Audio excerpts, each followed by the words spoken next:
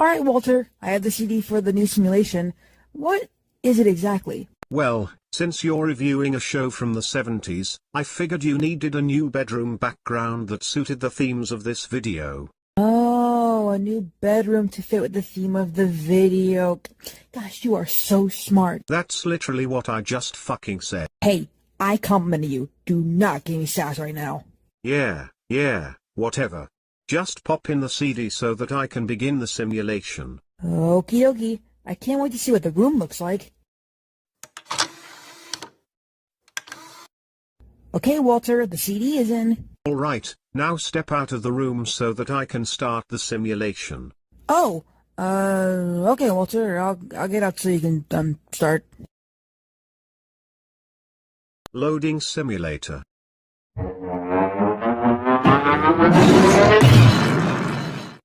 The simulation has been fully loaded. Go and make your video. Thanks again, Walter. I'm gonna go now. Have fun in the control panel or whatever. Oh, there's no TV in here. Walter, could you please add a TV? Oops, sorry about that, Amy. I'm adding the TV in now. Thanks, Walter. You're welcome. Now that everything's been fully settled, I'd like to talk about a show that aired on NBC but was produced by Hanna-Barbera. A show that seems familiar but doesn't have people that you know. Although it did run from 1968 to 1970, it smells like something familiar. What exactly am I talking about? TV? Show 'em a commercial. The Monkees, brought to you by Kellogg's. K-E-double-L-O double good. Kellogg's best to you. That's the wrong commercial. Darn TV. Let me try this again. The Banana Splits, brought to you by Kellogg's. Kellogg's puts more in your morning. More nourishment. More flavor. More fun.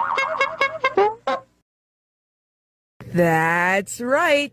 Today we're talking about the Banana Splits, a show that might have come from not just Sid and Marty Krofft, but also the Monkees?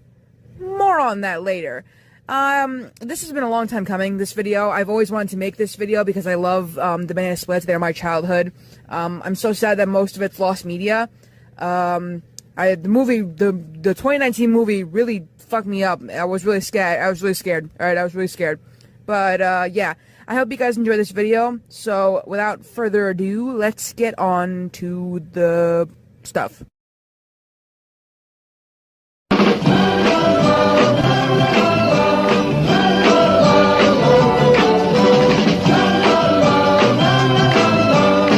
The Banana Splits is an American television variety show produced by Hanna-Barbera Productions and featuring the Banana Splits, a fictional rock band composed of 4 costume animal characters in red marching band hats with yellow plumes. The costume hosts of the show are Fleagle, Bingo, Drooper, and Snorky. Fleagle plays guitar, Bingo plays drums, Drooper plays bass, and Snorky plays a keyboard. So, how were the Banana Splits created?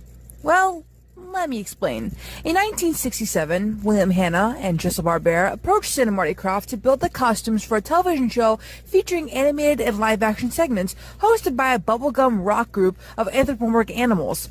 Bubblegum rock is a pop music in a... am I really gonna have to explain this? I mean, it originated... whatever, I'm not even gonna explain this, man. Anyway, the show's format of fast-paced blackout gags was loosely based on Rowan and Martin's Laugh-In. I wonder what other band was on that show. I can't put my finger on it. Anyways, so much so that Barbera and Hanna hired the show's head writers, Phil Hahn and Jack Hanrahan. The Banana Splits later appeared as guests on the Laugh-In on November 18th of 1968. I wonder, if, actually, no, I'm gonna stop now. The Banana Splits eventually premiered on NBC on September 7th of 1968.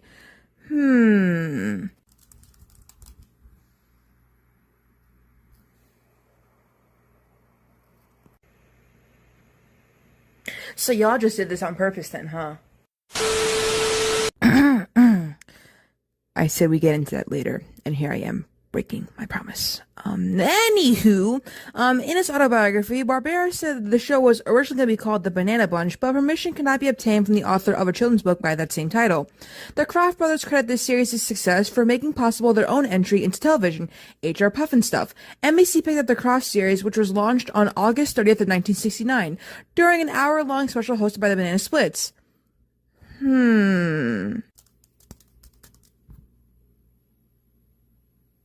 Lost Media. My favorite. Brings me joy. I can't wait to make this video. I just can't wait.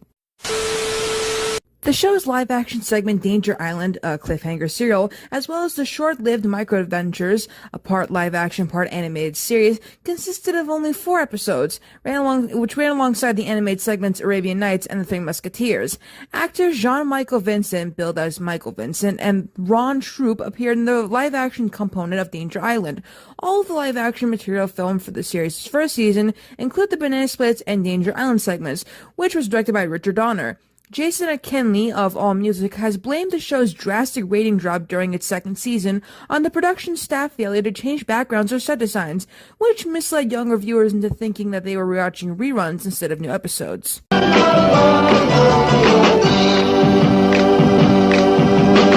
So before we get into the similarities between the Banana Splits and the Monkees, it's important I go over the synopsis.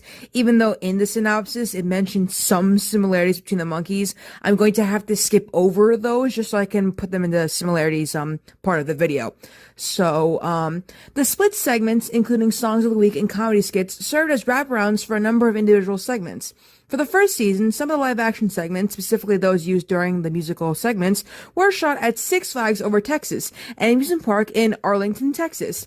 For the second season of the show, filming took place at the Coney Island Amusement Park in Cincinnati, Ohio. For many episodes, the Banana Splits were seen riding the many rides at Six Flags and Coney Island. The Banana Splits was one of the first 2 Hanna-Barbera series in 1968, for which Hanna-Barbera received executive producer credits. Hanna and Barbera, they both received executive producer credits. The other being The New Adventures of Huckleberry Finn. Edward Rosen was the producer of both series.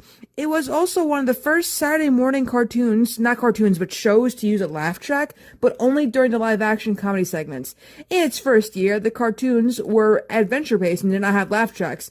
The first Saturday morning cartoon with a laugh track was Filmation's The Archie Show.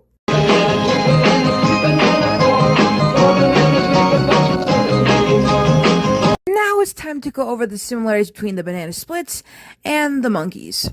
You'd be pretty shocked to hear all this. You probably wouldn't even think of comparing them to the Monkees, but yeah, they're basically the Monkees in, like, animal costumes. Let me explain. According to the synopsis, the Banana Splits are a musical quartet meant to be reminiscent of the Monkees, which ended like months before the Banana Splits even aired on TV. Keep in mind, the Banana Splits aired in September 7th, 1968, while the Monkees ended on March of 1968. So, like, there's also that, but not only is there that, they have their own car that's like the Monkey Mobile, but their car is called the Banana Buggies. They were customized vehicles driven by each live-action character. The buggies were customized Amphicat 6-wheel drive all-terrain vehicles, each decorated to resemble the characters who drove it. Plastic 1/25 scale model kits were issued by Aurora Plastics Corporation, catalog number 832, beginning in 1969. They were never reissued by Aurora, but have since been released as high-end resin-based kits. I don't know why I said skits.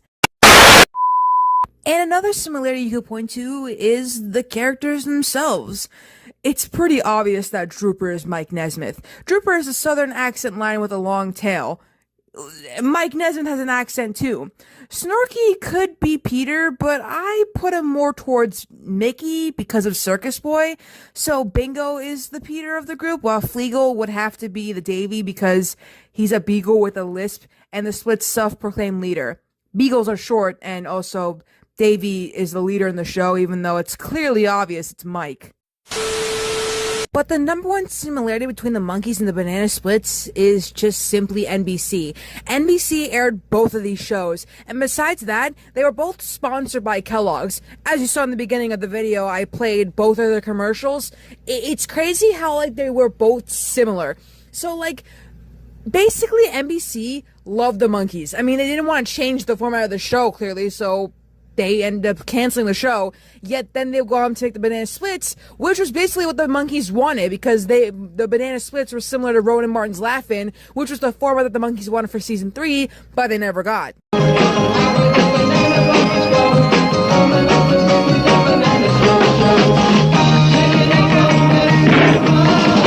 Anyways, now that all that's been taken care of, let's get into the music, bro. We're all familiar with the theme song, Tra-La-La, or One Banana, Two Banana.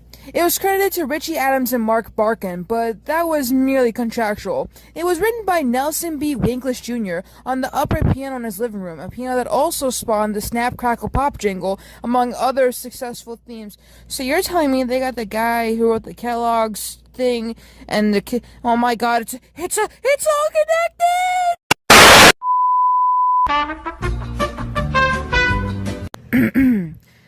Anyways, let's not get distracted anymore. Adams and Barkin were the show's music directors. The song, a single attributed to the Banana Splits, peaked at number 96 on Billboard's Top 100 in February of 1969.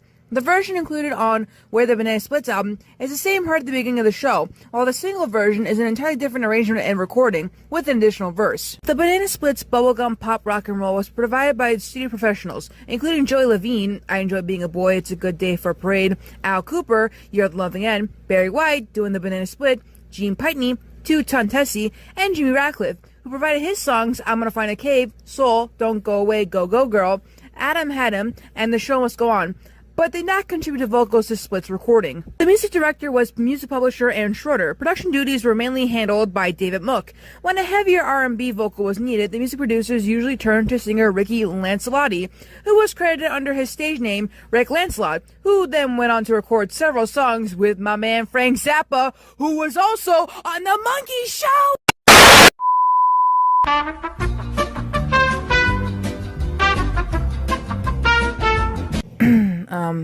I don't blame you if you unsubscribe right now. I'm not even gonna lie to you. If you do it, I will not be mad at you for unsubscribing from me. I really won't be. Anyways, let's finish off the music again, straight to the comics. So, in 1968, the Banana Splits released an album on Decca Records titled Where the Banana Splits, and that's pretty much it for music. So now we can move on to the comics, which is freaking nutty.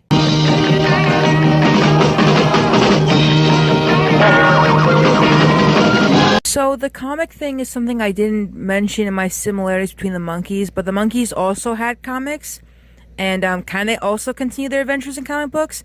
But yeah, the Banana Splits adventures continue in the comic books. Gold Key began publishing a comic version in 1969. They released 8 issues throughout 1971. They were drawn by Jack Manning, and these stories followed the musicians either trying to find work or on the road between gigs. So yeah, the Monkees basically, literally the Monkees. As for the other parts of the comics, again, I said I'd make a video about this probably, but the Banana Splits had a crossover with the Suicide Squad in Suicide Squad / Banana Splits number 1, or issue 1 on March 29th, 2017. I'm pretty sure that, DC had a crossover with Jabberjaw too. I was just talking to my friend about it during editing, and, I definitely will, like, consider making a video about it if I find out more or whatever. So now that that's out of the way, let's move on to the other projects.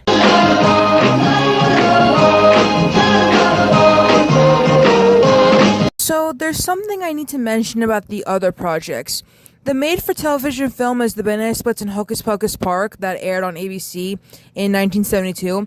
That used to be lost, which I'll mention in that video. But, yeah, it used to be lost. There are a lot of lost media for the Banana Splits, which includes the main show. But the ones that are also lost are their educational film strips. But I think all of these are lost. The film strips will be mentioned in another video that I'll be making.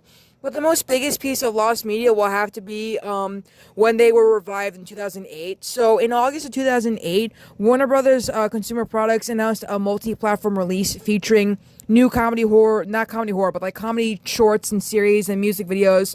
And it debuted on Cartoon Network on September 2nd of 2008.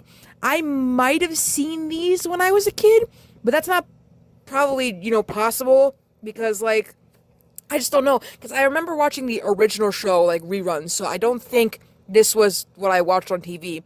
But Keith Scott voiced Fleagle, Mingo, and the announcer, and an unknown voice actor voiced Drooper. It included a live show and a website, as well as a CD and a DVD featuring 13 new songs released by Universal Records. A child-themed area called Banana Splitsville was also installed at Myrtle Beach, South Carolina's Hard Rock Park Rock and Roll Theme Park, which later became Freestyle Music Park before closing permanently in 2009. That is probably in one of Bright Sun Films videos or whatever. The most recent thing of the Banana Splits is that they were on Jellystone. Of course, I'm not mentioning the comedy horror film that they were in because I really, really, really hate that so much. So thank you for watching the video. I know it took a while to make. The next one after this is going to be Banana Splits. I plan on making just like 2 more before I get into other videos, but I will be combining them together to make like a marathon, similar to my 5th Monkey video, how I combine them all together or whatever. So stay tuned for that. Make sure to like, comment, and subscribe so you'll be notified for all my videos. You know, turn on post notifications or whatever. And yeah, I'll see you all in the Monkees and Hocus Pocus Park. Editing Amy. Just realizing I said the Monkees and not the Banana Splits. I'm more disappointed than you guys. Trust me.